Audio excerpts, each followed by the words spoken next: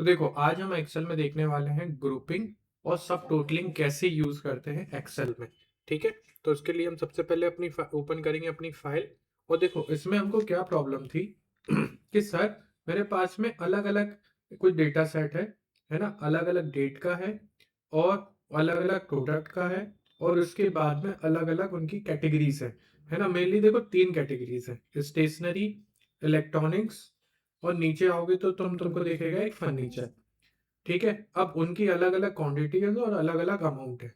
अब कंपनी ये चाहती है कि मुझे हर कैटेगरीज वाइज कितनी क्वांटिटी सेल हुई और कितने अमाउंट की सेल हुई, ये कंपनी की रिक्वायरमेंट है। अब तो हम इसको कैसे करेंगे, अब देखो ये तो सब अलग अलग है। अगर मैं इसको डायरेक्ट ग्रुपिंग कर रहा हूँ, है ना, अगर इनका डायरेक्ट सम कर रहा हूँ तो ये मेरे को, है ना, सबका आ रहा है।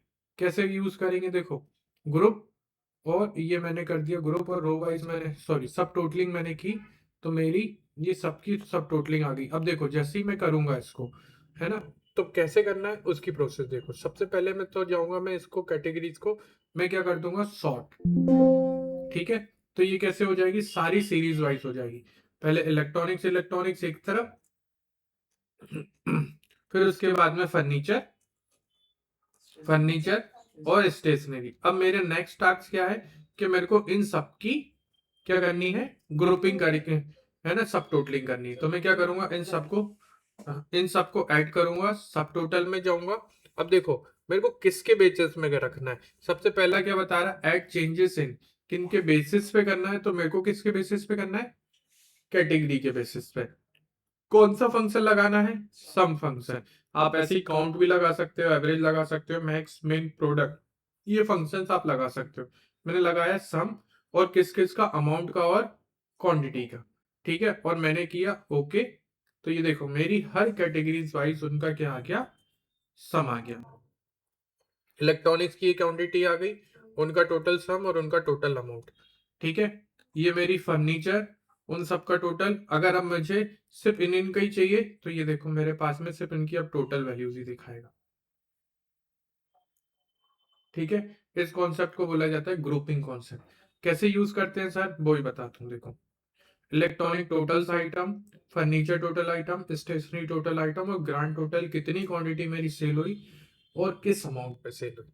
ठीक है, अब इसी कॉन्सेप्ट को समझने के लिए हम यूज करते हैं ग्रुपिंग। कैसे करते हैं, देखो ग्रुप अन ग्रुप। सपोज मेरे पास में यही डेटा है, उस डेटा का मैंने थोड़ा सा एक्सटेंड वर्जन निकाला जिसमें है मेरी date, product, category, customer name, Aadhaar card, PAN number, mobile number, quantity और अमाउंट। अब कंपनी तो सिर्फ रिसर्च करना चाहती थी कि इस पे क्वांटिटी और अमाउंट पे, मुझे क्या नहीं चाहिए, मेरे को इनका कस्टमर का नेम, आधार नंबर और पैन कार्ड की यूज नहीं है।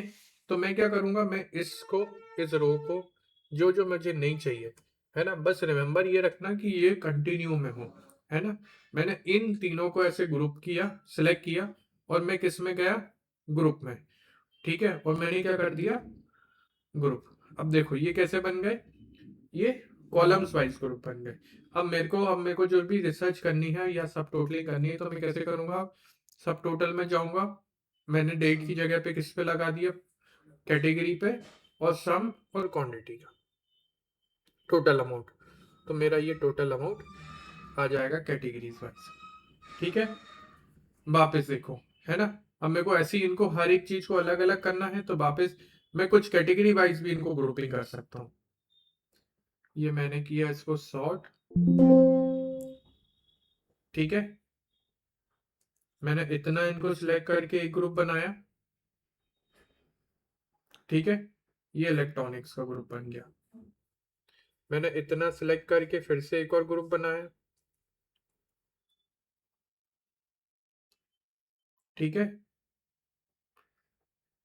ये मेरा इसका बन गया। देखो इलेक्ट्रॉनिक्स का, फर्नीचर का और स्टेशनरी का, तीन ग्रुप आपके बन गए। हाँ वो अपने आप हो जाता ही है, चाहो तो उसका भी ग्रुप बना सकते हो, है ना। ये देखो इसको भी मैंने सिलेक्ट करा और ये मैंने क्या कर दिया, ग्रुप, रो वाइज। तीनों हाइड हो गए, एक एक करके सारी वैल्यूज आ गई।